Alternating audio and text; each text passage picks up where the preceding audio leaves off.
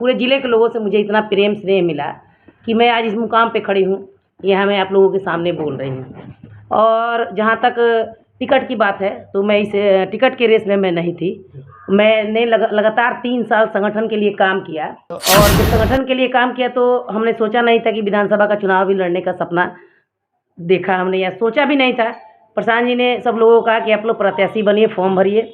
हम प्रत्याशी में बनी और लोग भी बने और जो भी प्रत्याशी के लिए जो भी क्राइटेरिया उन्होंने तय किया, सभाएं करना, रैली करना, शक्ति संवाद करना, महिला संवाद करना, हर गांव-गांव में घूमना। 3 साल से लगातार मैंने 10 हज़ार से ऊपर सदस्यों को जनसुराज में जोड़ा। उन्होंने अपना प्यार स्नेह मुझे दिया कि मैं आज यहाँ इस मुकाम पे खड़ी हूँ। और तो 5 सालों के लिए होता है, लेकिन जनता जो टिकट देती है वो आजीवन होता है। जनसेवक बन के आदमी सेवा करता है। लेकिन लोगों ने मुझे अपना विश्वास जताया और मैं नई किसी भी इससे पहले किसी राजनीति में नहीं थी। मैंने नया शुरू किया अपने लाइफ में राजनीति की यात्रा और अपने गोपालगंज विधानसभा के लोगों, पूरे ज़िले के लोगों से मुझे इतना प्रेम स्नेह मिला कि मैं आज इस मुकाम पे खड़ी हूँ, यहाँ मैं आप लोगों के सामने बोल रही हूँ। और जहाँ तक टिकट की बात है, तो मैं इस टिकट के रेस में मैं नहीं थी। मैंने लगातार 3 साल संगठन के लिए काम किया और जब संगठन के लिए काम किया तो हमने सोचा नहीं था कि विधानसभा का चुनाव भी लड़ने का सपना देखा हमने या सोचा भी नहीं था। प्रशांत जी ने सब लोगों को कहा कि आप लोग प्रत्याशी बनिए, फॉर्म भरिए।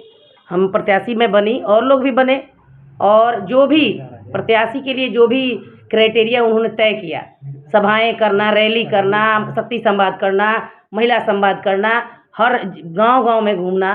3 साल से लगातार मैंने 10 हज़ार से ऊपर सदस्यों को जनसुराज में जोड़ा, महिलाओं को जोड़ा, घर-घर गई, हर एक घर में मैंने दस्तक दिया।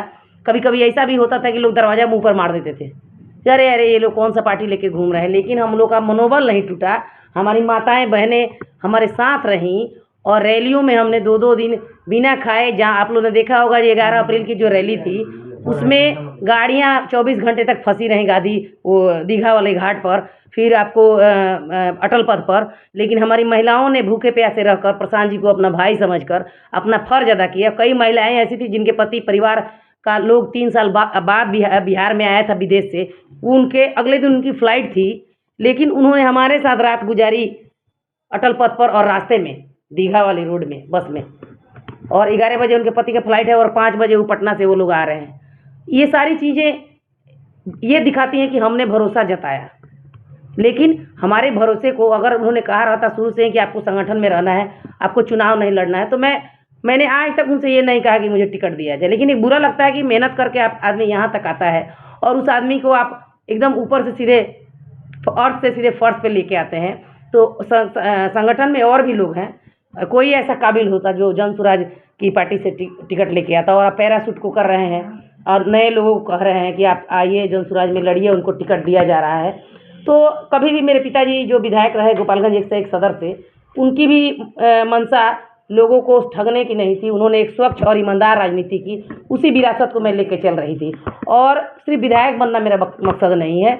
मुझे विश्वास है कि मेरी जनता, मेरी माताएं, बहनें, भाइयों ने मेरे लिए बहुत कुछ अच्छा सोचा होगा और ऊपर वाले ने भी मेरे लिए बहुत अच्छा सोचा होगा। लेकिन सबसे बड़ी बात है कि पार्टी का जो कथनी है और करनी है, उसमें ज़मीन आसमान का अंतर हो गया। उन्होंने हम लोगों को, जो लोग भी एसीसी थे पूरे विधानसभा में या पूरे ज़िले में या पूरे बिहार में मैं कहूँगी, उनको एक टारगेट दिया गया है कि आप लोग पहले 100 की सभा करिए, फिर 200 की सभा करिए, फिर 500 की सभा करिए, फिर 1000 लोगों की बदलाव सभा करिए, फिर उद्घोष का सभा करिए, फिर पंचायत लेवल पर सभा करिए। उसके बाद से सभाओं के बाद से नया पीएलसी कार्ड, परिवार लाभ कार्ड का एक टारगेट दिया गया है कि आप लोग 50,000 का बनाइएगा, जो 50,000 बनाएगा उसको टिकट मिलेगा। ऐसी सारी क्राइटेरियाओं को मैं पार करती गई। 2 बार वोटिंग आपको देते गया है। हाँ, ये काम कीजिए, हाँ, मिलेगा। 2 बार वोटिंग हुआ, 2 बार वोटिंग हुआ। उसमें कुछ पत्रकार बंधु भी थे जो सामने थे। उस वोटिंग में भी मैं 1 नंबर पर थी और अचानक से क्या ऐसा हो गया, मैं यही जानना चाहती हूँ पार्टी से या प्रधान जी से कि अचानक ऐसा क्या हो गया कि उन्होंने मुझे यहाँ ला के छोड़ दिया।